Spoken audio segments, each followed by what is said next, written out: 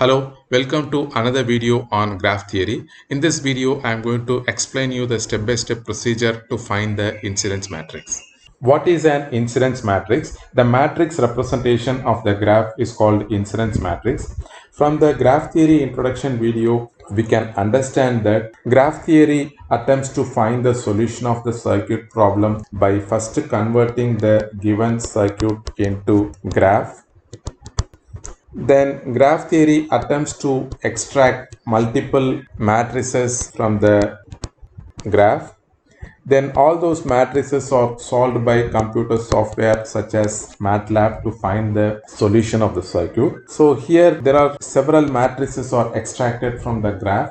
One such matrix is called incidence matrix. Incidence matrix basically provides a relationship between nodes and branches, how the nodes are connected to the branches, and what are the directions of the different branches. All such details are extracted in the matrix form, and this matrix is called as an incidence matrix. Let's move on to the step-by-step procedure to find the incidence matrix from the given circuit diagram.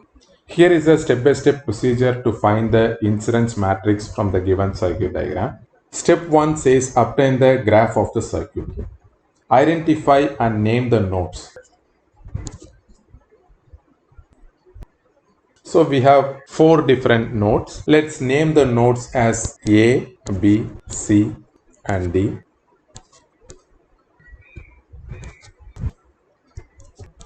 Step B says replace the voltage source by short circuit. We don't have any voltage source in the circuit, so we can ignore step B. Step C says replace the current source by open circuit. Again, there is no current source in the circuit, so ignore step C. Step D says replace the components by line.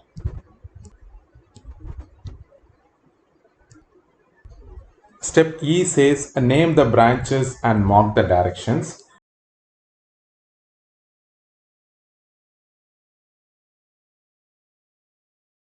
Since there is no directions mentioned in the circuit diagram, you can choose your own directions for the branches.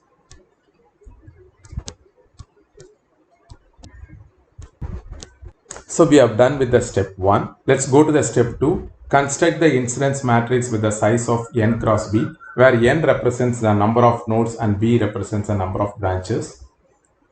So here we have 4 nodes and 6 branches. Hence the size of the incidence matrix would be 4 cross 6. Let us construct the incidence matrix with the size of 4 cross 6. The rows are A, B, C and D. The branches are 1, 2, 3, 4, 5, 6. Let us fill the incidence matrix as per the procedure given in the step 3. Plus 1 for the branches oriented away from node A, minus 1 for the branches oriented towards node A, and 0 for the branches not connected to node A. Refer node A. So we have branch 1 and branch 4 are connected to node A. Since the directions of the branches are away from node A, we have to mark plus 1 for the branch 1 and branch 4. And all other branches are not connected to node A, so we have to mark 0 for the remaining branches. Let's repeat the procedure for node B. Refer node B. There are 3 branches connected to the node B. Branch 1 is towards node B. So for branch 1, you should mark minus 1.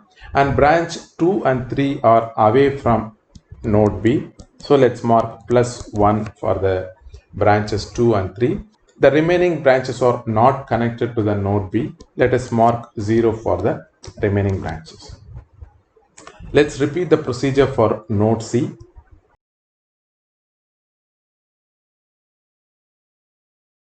Similarly, refer all the branches are towards node D.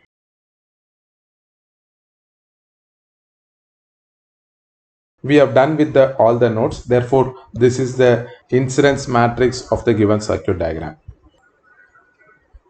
We have another matrix called reduced incidence matrix. So the matrix obtained by eliminating one of the rows is called reduced incidence matrix. We have 4 different nodes. Out of 4 nodes, you can choose any one of the node as a reference node.